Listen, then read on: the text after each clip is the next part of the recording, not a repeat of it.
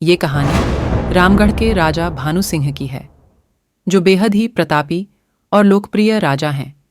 उनके राज्यपाठ में किसी प्रकार की कोई कमी नहीं है। प्रजा सुखी से अपना जीवन यापन कर रही थी। भानु सिंह का एक पुत्र कुंज प्रताप है, जो विवाह योग्य हो गया है, किंतु वह बालहट के कारण विवाह नहीं करना चाहता है। जब भी मैं राजकुमार से विवाह के लिए कहता हूँ तो वो अपनी शर्त रख दिया करता है। जो भी कन्या मेरे से विवाह करेगी उसे मैं सुबह शाम एक लात मारूंगा। इस शर्त पर कोई भी कन्या विवाह करने को राजी नहीं होती। कोई बिरला ही होगी जो इस प्रकार की शर्त को स्वीकार करेगी। राजा इस चिंता में दिन प्रतिदिन परेशान रहते हैं। कुंज प्रताप राजा का इकलौता बेटा है। अगर विवाह नहीं हुआ तो उनका राजपाट और वंश आगे कैसे बढ़ेगा? यही चिंता राजा को दिन रात परेशान करती रहती है।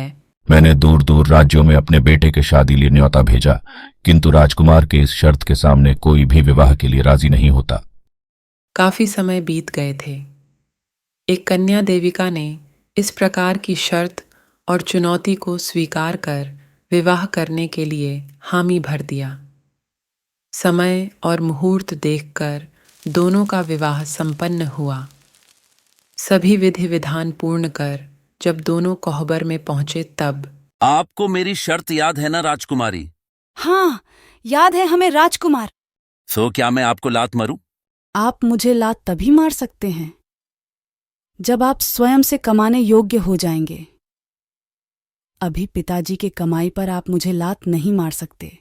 कुंज प्रताप गुस्से से तमतमा जाता है और कोहबर से बाहर चला जाता है और रात के समय वह राज्य छोड़कर पैसे कमाने के लिए निकल जाता है। सुबह के समय जब कुंज प्रताप नहीं दिखाई देता है तो मंत्री जी, पता कीजिए राजकुमार कहाँ हैं और मेरे पास लेकर आइए उन्हें। जी महाराज। राजकुमार तेज प्रताप खोज की गई तो पता चला कि वह धन कमाने के लिए बाहर चला गया है। किसी ने ढूंढने का प्रयत्न नहीं किया क्योंकि देविका ने सभी को रोक दिया था। कोई भी राजकुमार कुंज प्रताप को न ढूंढे। राजकुमारी देविका की बातों को मंत्री जी ने राजा भानु सिंह को बताया और उधर कुंज प्रताप 2 दिन का मार्ग तय करके एक राजा के राज्य सुंदर नगर पहुंचा। वहां उसे अजीबोगरीब घटनाएं देखने को मिलती हैं। कुंज प्रताप चलते चलते वहां के एक नगर के नदी पास पहुंच जाता है, जिसे पार करके उसे आगे का रास्ता पूरा करना है। तेज प्रताप उस नदी को पार करने की तरकीब सोच ही रहा था कि उसके पास एक सियार नाव लेकर प्रस्तुत हो जाता है। कहिए मालिक, क्या आपको नदी पार करनी है?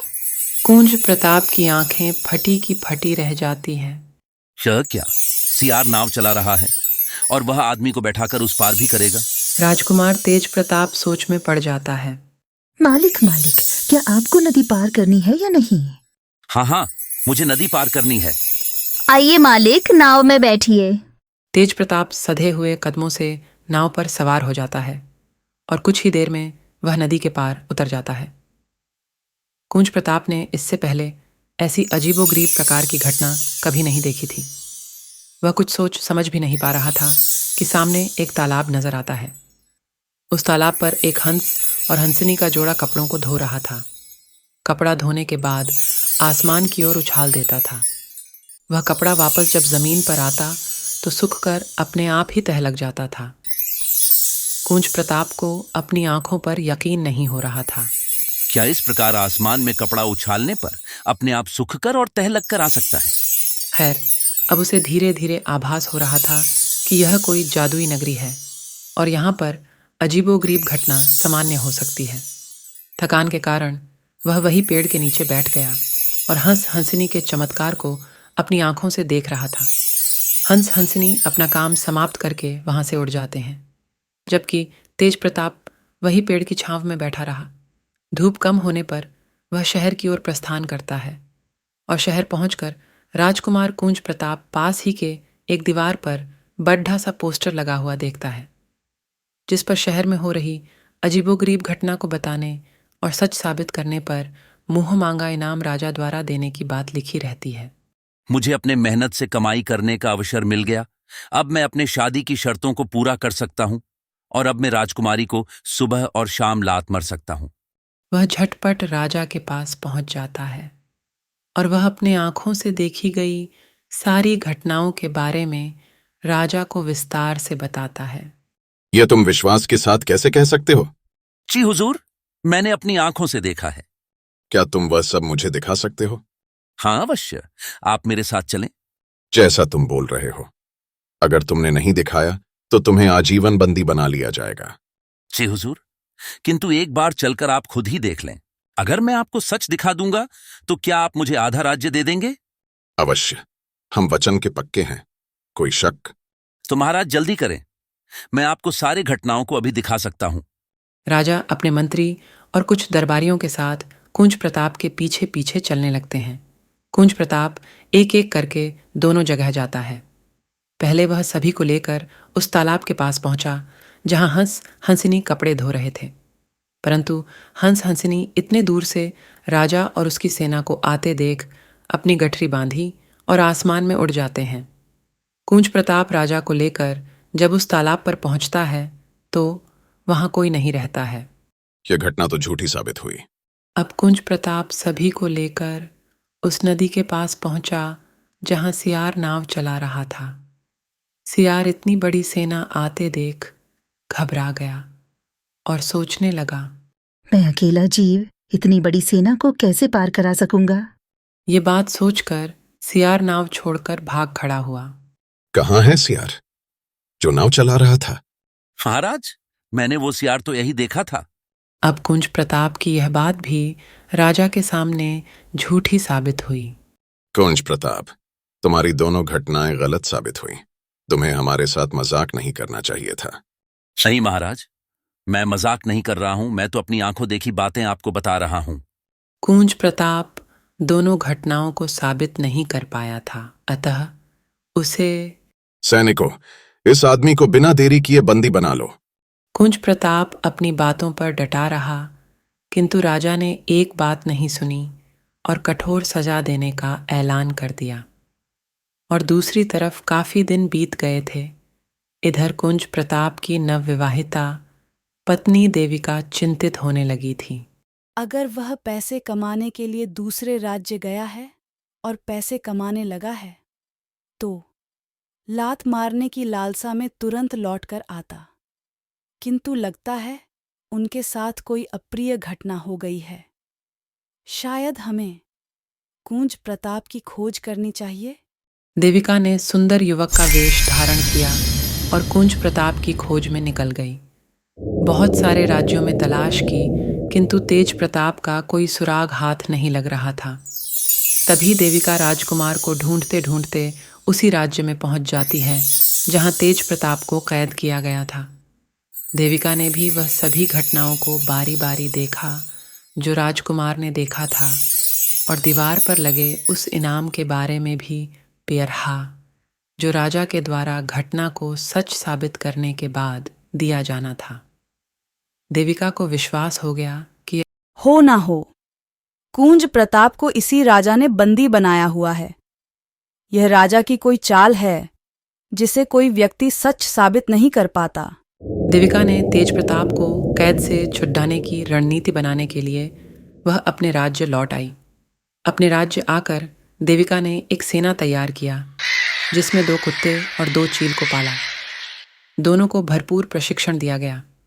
1 महीने बीत गए और देविका ने दिन रात एक करके इन सभी को इतना सिखा दिया था कि देविका के बताए अनुसार कोई भी कार्य कर सकते थे।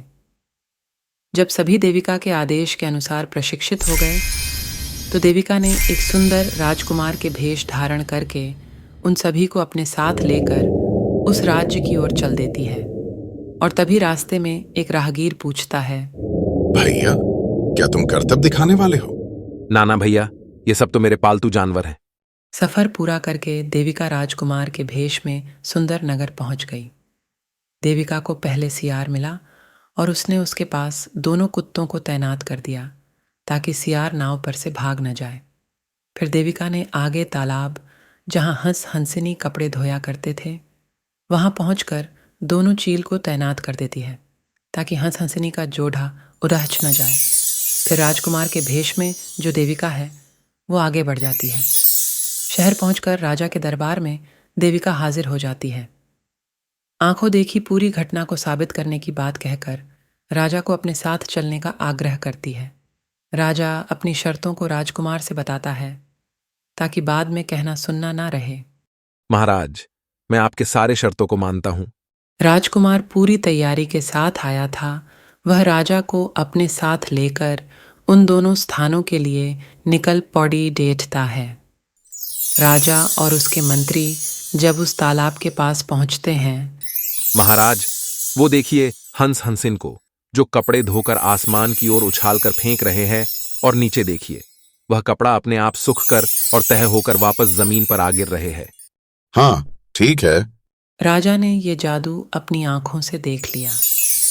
राजकुमार पुनः राजा को लेकर नदी के पास पहुंचता है जहां सियार नाव चला रहा था।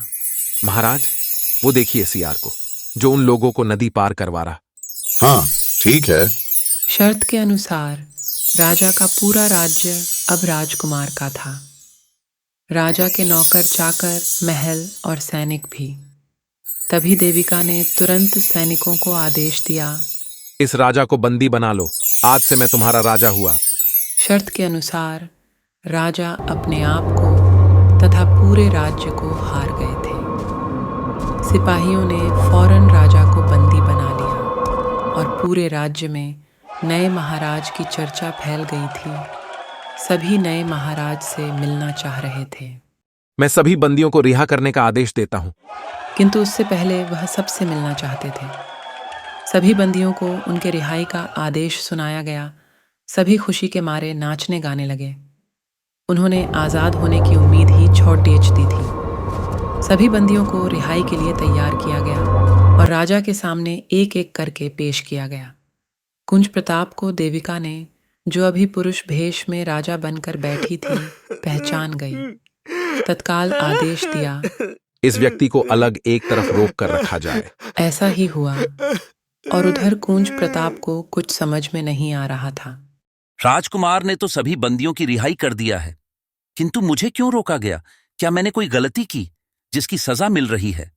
कुंज प्रताप के प्राण सूख रहे थे। तभी राजा ने आदेश दिया, इस व्यक्ति को अतिथि गृह में ठहरने की व्यवस्था की जाए। राजा के आदेश का फौरन पालन हुआ और तेज प्रताप को अतिथि गृह में रोका गया। राजा जब अपने दरबार से फुर्सत मिला तो अकेले में अतिथि गृह में तेज प्रताप से मिलने पहुंच गए। राजा को देखकर कुंज प्रताप, महाराज, हमें क्षमा करें। किंतु राजा के मुख पर एक मुस्कान थी। राजा पुरुष वेश त्याग कर अपने वास्तविक स्त्री रूप में आ जाता है। कुंज प्रताप इस स्त्री रूप को जानता था क्योंकि वह उसकी पत्नी देविका थी। कुंज प्रताप की आंखों में पश्चाताप का भाव था। वह अपनी पत्नी को लात मारने की शर्त पर ब्याह करके लाया था। आज उसके जीवन की रक्षा उसी पत्नी के द्वारा संभव हो सकी। हे राजकुमारी, हे प्रिय, हमें क्षमा करो। तेज प्रताप ग्लानि के भाव में अपनी पत्नी के चरणों में ज्यों ही गिरकर चरण पकड़ना चाहा, देविका पीछे हट गई और कही, आप मुझे पाप का भागी ना बनाएं। यह तो मेरी धर्म था। आपकी रक्षा करना तो मेरा अधिकार ही नहीं, बल्कि धर्म बन जाता है। और आपके ऊपर कोई विपदा आए तो मैं कैसे बर्दाश्त कर सकती थी। देविका जो पूरी घटना की नायिका थी, वह अपने पिता और ससुर के आशीर्वाद से कुंज प्रताप के साथ अपने नए राज्य में खुशी खुशी चली जाती है। बस क्या था, देविका और तेज प्रताप अपने वैवाहिक जीवन को सुंदर नगर में जीने लगे।